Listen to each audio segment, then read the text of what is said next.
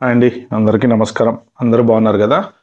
యాక్చువల్‌గా ఒక చిన్న వెరీ ఇంపార్టెంట్ ఇన్ఫర్మేషన్ చెప్పడం కోసం ఈ పర్టిక్యులర్ వీడియో చేస్తున్నాను. యాక్చువల్ నేను వేరే వీడియో ప్లాన్ చేసుకున్నాను గానీ అన్‌ఫార్చునేట్‌లీ మన యూట్యూబ్ వ్యూయర్‌కే రీసెంట్‌గా డిపోర్టేషన్ జరిగింది. ఒక 1 మంత్ బ్యాక్ యూఎస్‌లో అట్లాంటా ఎయిర్‌పోర్ట్‌లో.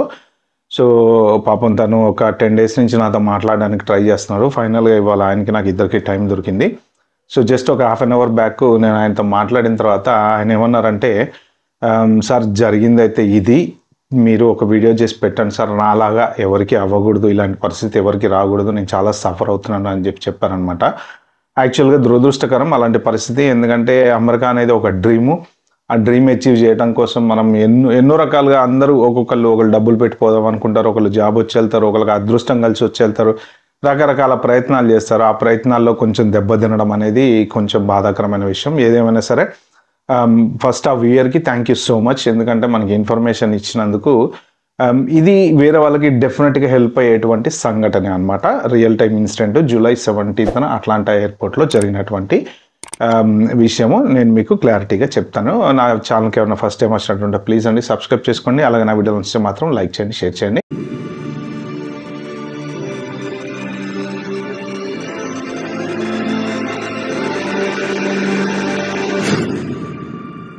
మనం టాపిక్‌లోకి వెళ్ళిపోదాం.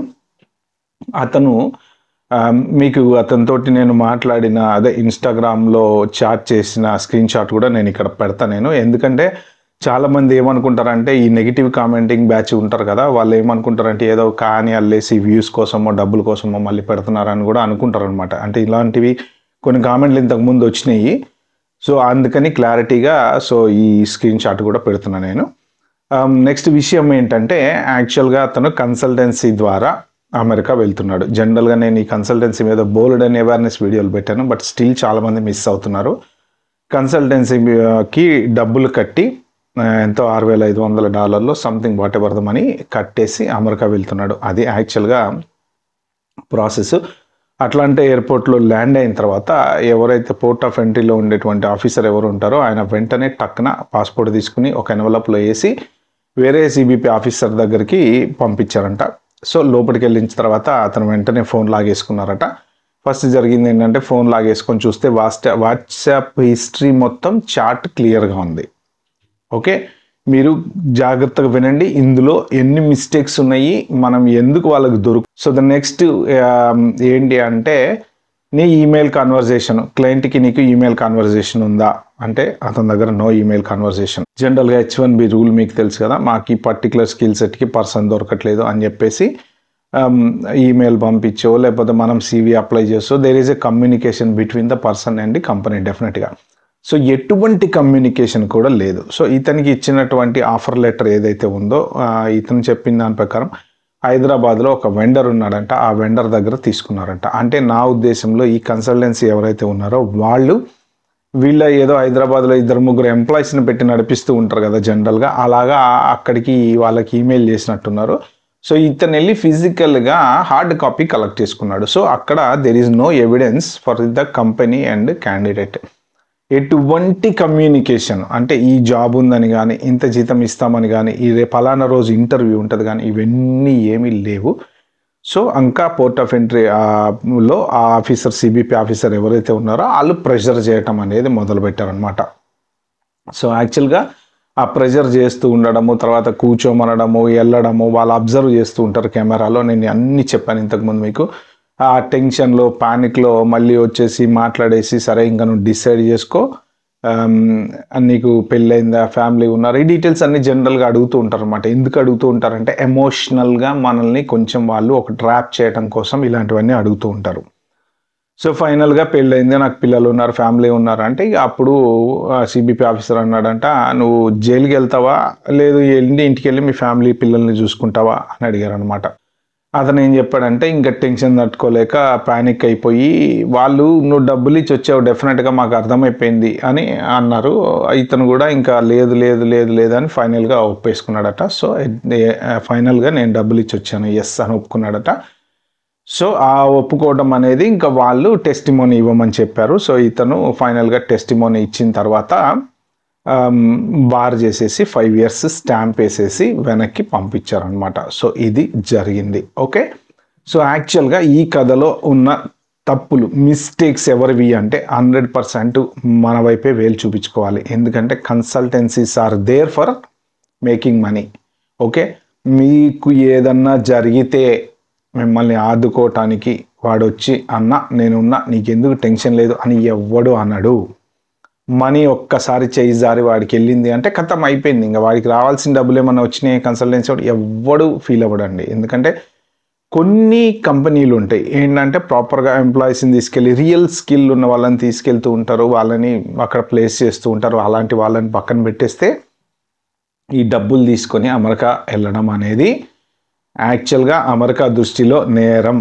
H1B వీసా డబ్బులు ఇచ్చి చేయించుకోవటం అనేది నేరం. సో ఇతను ఒప్పుకున్నాడు. కాబట్టి అదృష్టం ఏంటి అంటే ఇతన్ని జైలుకి పంపించకుండా ఇంటికి పంపించారు. సో ఈ కథలో మిస్టేక్స్ ఎన్ని ఉన్నాయి అంటే first thing, big blender mistake ఏంటంటే క్లయింట్కి ఇతనికి కమ్యూనికేషన్ లేదు. ఓకే, అసలు నీకు పలానా రోజున జాబ్ పడింది sir, I'm applying for this position. First thing జరగాల్సింది ఏంటంటే ఇది. నెక్స్ట్ కమ్యూనికేషన్ వచ్చేసి ఎస్ ఓకే నీ స్కిల్ సెట్ మ్యాచ్ అయింది, I gone through your CV, when you will be available for interview. Next communication. తర్వాత ఇంటర్వ్యూ స్కెడ్యూల్ అయినట్టు email. Okay, third communication. Interview జరిగినట్టు teams communication ఏదైతే మనకు పంపిస్తారు, ఇవాళ రేపు ఇంటర్వ్యూ టీమ్స్లోనే జరుగుతుంది కదా, ఆ టీమ్స్ లింక్ ఏదైతే పంపిస్తారో అదొక ఫోర్త్ కమ్యూనికేషను. అయిపోయిన తర్వాత ఇంటర్వ్యూ అయిపోయిన తర్వాత ఎస్ ఇంటర్వ్యూ పర్ఫెక్ట్ జరిగింది, మాకు నీ ప్రొఫైల్ నచ్చింది, okay we're processing your H1B visa అని చెప్పేసి ఒక ఇన్ఫర్మేషన్ అతనికి ఇవ్వడము. ఆ తర్వాత H1B వీసా అప్లై చేసుకోవడానికి నేను వీసా పిటిషన్ అప్రూవ్ అయింది, సో నువ్వు స్టాంపింగ్కి వెళ్ళు అన్నప్పుడు ఓకే నీ శాలరీ ఇంత, శాలరీ కమ్యూనికేషన్ కూడా అంటే నీకు ఇంత శాలరీ ప్యాకేజ్ పే చేస్తాం మేము అని చెప్పేసి ఇదిగో I'm attaching the letter to this email. Salary package letter ఏదైతే ఉందో ప్లస్ కంపెనీ కాంట్రాక్ట్ ఏదైతే ఉందో అవన్నీ మేము ఈ ఈమెయిల్లో అటాచ్ చేస్తున్నాము. You are going to work for so and so company, so and so client, so and so place, so and so location, this is your LCA. ఎటువంటి ఇవి ఆధారాలు అనేవి అతని దగ్గర లేవన్నమాట. ఇవన్నీ ఏజెంట్ ఇవ్వాలి మీకు, consultancy or whoever it is. అప్పుడు మీరు స్టాంపింగ్కి వెళ్తారు. సో స్టాంపింగ్ చేయించుకున్న తర్వాత పోర్ట్ ఆఫ్ ఎంట్రీకి వెళ్ళినప్పుడు కూడా ఏమేమైతే డాక్యుమెంట్స్ మీరు తీసుకెళ్తారో అవన్నీ తీసుకెళ్ళి ప్రూవ్ చేయాలి.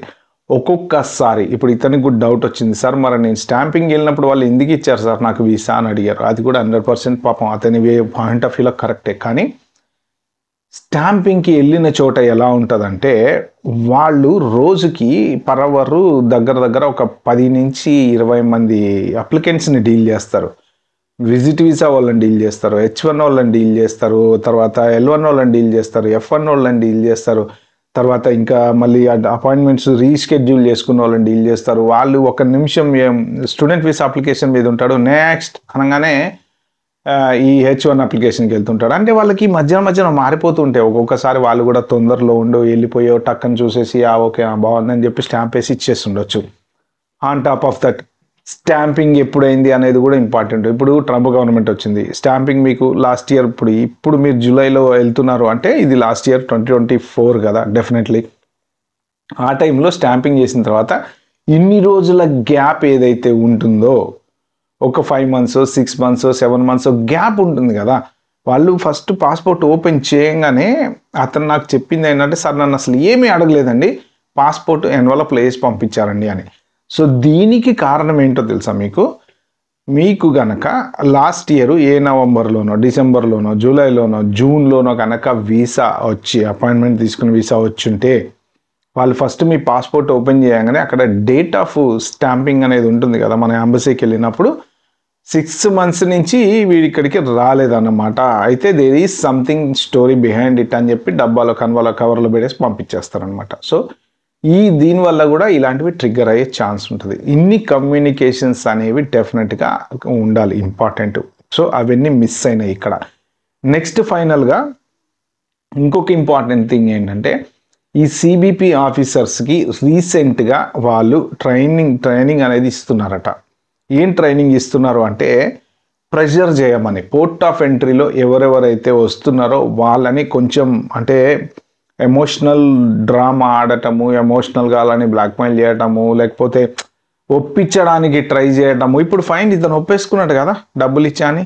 అలాగే ఇలాగ ఎంతమంది ఒప్పుకున్నారో, ఎంతమంది టెస్టిమోనియల్స్ తీసుకున్నారో తెలియదు కదా మనకి.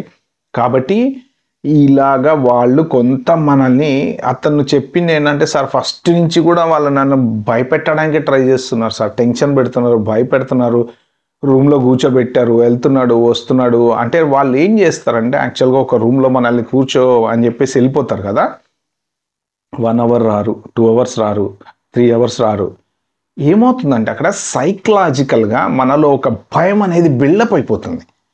సో అది వాళ్ళు మానిటర్స్లోంచి గమనిస్తూ ఉంటారనమాట. మనం చెమటలు పట్టడం, తుడుచుకోవటం, వాటర్ తాగడం, there are so many psychological things and it's not easy to say one simple thing అనేది. భయం అనేది ఎవరికి మొదలవుతుంది, ఎప్పుడు మొదలవుతుంది అంటే when you made a mistake. Definitely when you commit a mistake. లేదు మీరు జాబ్ ఉంది, మీకు పర్ఫెక్ట్ కమ్యూనికేషన్ ఉంది, మీరు నిజంగా రియల్ జాబ్ మీద వెళ్తున్నారంటే చెమ్మట కాదు కదా, ఏం రాదు, బిందాస్గా వేడిగా అన్న ఏసీ అని కూడా అంటాం మనం. సో ఇక్కడ మన లోపల ఒక రకమైన భయం అనేది ఉంది. ఎందుకు? మనం జాబ్ ఎత్తుకోవటానికి వెళ్తున్నాం అని మనకి తెలుసు, డబ్బులు కట్టి వెళ్తున్నాం అని తెలుసు. ప్లస్ వాడు కన్సల్టెన్సీకి ఫోన్ చేసి ఇతను మీ దగ్గర పనిచేస్తున్నాడా అని కూడా అడగలేదు అంటే మన దగ్గర ఎంత వీక్ పాయింట్ ఉన్నదని ఆలోచించుకోండి. ఒక్క ఎంప్లాయ్మెంట్ లెటర్ నీకు ఎలా వచ్చింది అని అంటే, నేను హైదరాబాద్లో వెండర్ ఉంటారు అతని దగ్గరికి వెళ్ళి కలెక్ట్ చేసుకున్నాను, లేకపోతే ఇతను చెప్పిన సమాధానం ఏంటంటే నాకు వాళ్ళు కొరియర్లో పంపించారని చెప్పాడంట. సో అంటే ఆ పర్టికులర్ టైంలో మనకు రావండి, థాట్స్ కూడా రావు. ఆ టెన్షన్లో, ఆ ప్యానిక్లో మనం 4 గంటలు 5 గంటలు కూర్చొని ఉంటాము. ఒక పక్క ఫ్యామిలీ వెయిట్ చేస్తుంటారు మనల్ని పంపించిన భార్య పిల్లలు, లేకపోతే అమ్మ నాన్నో ఎవరో, వీడు దిగంగానే మెసేజ్ పెట్టలేదేరా, దిగంగానే ఫోన్ పెట్టలేదు, ఫోన్ చేయలేదేరా, ఇవన్నీ టెన్షన్ అన్నీ మైండ్లో తిరుగుతూ ఉంటాయి అన్నమాట. వాళ్ళు అక్కడ ఎంత ఫీల్ అవుతున్నారో, వాళ్ళు ఏంటో ఏమనుకుంటున్నారో అనేసి మన గురించి భయపడతా ఉంటారు వాళ్ళు. ఓ పక్క మనము వాళ్ళకి ఇన్ఫార్మ్ చేయలేదు, మనం ఇక్కడ ఇరుక్కపోయాము, ఎన్ని రోజులు ఉంటామో తెలీదు. సో ఇది జరిగింది, ఇలాగా అతనికి జరిగినటువంటి సంఘటన. ఇలాంటివి రీసెంట్గా నేను చాలా విన్నానండి. 24 hours కూడా ఎయిర్పోర్ట్లోనే without communication, without phone, without food అలాగా కూర్చోబెట్టినటువంటి సంఘటనలు కూడా జరిగినాయి పోర్ట్ ఆఫ్ ఎంట్రీలో. But at the same time ఈయన చెప్పింది ఏంటంటే వాళ్ళ ఫ్రెండ్స్ ఎవరో ఇంకెవరో సేమ్ ఇలానే వెళ్ళారంట, వాళ్ళు బయటకు వెళ్ళిపోయారంట లక్కీగా. సో అందరికీ జరగాలని లేదు, ఒక్కొక్కసారి మన దురదృష్టం అనేది ఉంటుంది. సో ఇప్పుడు దీంట్లో ఇతను చెప్పింది ఏంటంటే, సార్ నాకు చాలా అంటే బాధగా ఉన్నా, నేను ఒక 1 week అయితే నేను రూమ్ నుంచి బయటకే రాలేదు. సో ఈ ఫ్రస్ట్రేషన్లోంచి ఎట్లా బయటకు రావాలి, నేను ఎట్లా ఫేస్ చేయాలి అని అంటే నేను మాత్రం ఒక ఎగ్జాంపుల్ ఇచ్చానండి. సో ఈ ఎగ్జాంపుల్ మీ అందరికి కూడా ఎవరికైనా ఉపయోగపడుతుంది అంటే తీసుకోండి. ఏంటి అంటే, ఒక కార్ యాక్సిడెంట్ జరిగింది.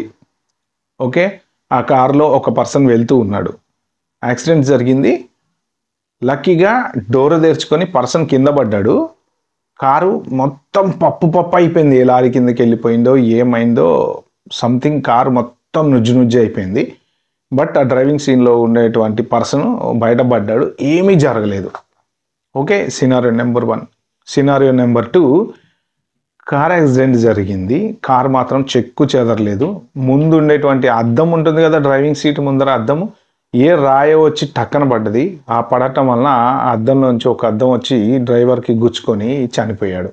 ఒక అద్దం పగలటం తప్ప కారు చెక్కు చెదరలేదండి, బ్రాండ్ న్యూ కార్ లాగా అలాగే ఉండిపోయింది. సో జరిగిన చిన్న సీను, పర్సన్ చనిపోయాడు. అక్కడ పెద్ద యాక్సిడెంట్ జరిగింది కానీ పర్సన్ బతికి బయటపడ్డాడు. సో నేను ఇదే చెప్పా. సో నీ విషయంలో జరిగింది ఏంటంటే, ఒక పెద్ద డిజాస్టర్, ఒక పీడకలలాగా వచ్చింది.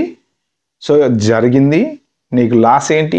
డబ్బులు loss, America flight ticket loss, 2 రోజులు టైం లాసు, ఒక 5 సంవత్సరాలు అమెరికా వెళ్ళలేదనేటువంటి బాధ.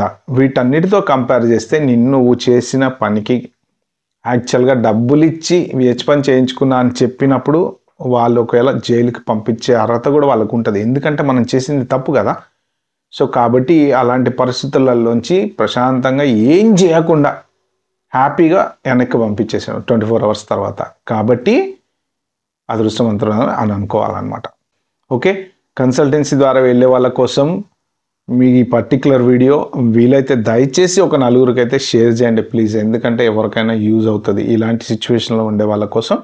Okay, anyway sorry to hear that వ్యూయర్కి జరిగినటువంటి లాసు, బట్ అట్లీస్ట్ అవేర్నెస్ పర్పస్లో ఈ వీడియో మీ అందరికి ఉపయోగపడుతుందని చెప్పేసి చేశాను అనమాట. వీడియో మీకు నచ్చినట్టుంటే ప్లీజ్ అండి like, share, subscribe my channel. Thank you.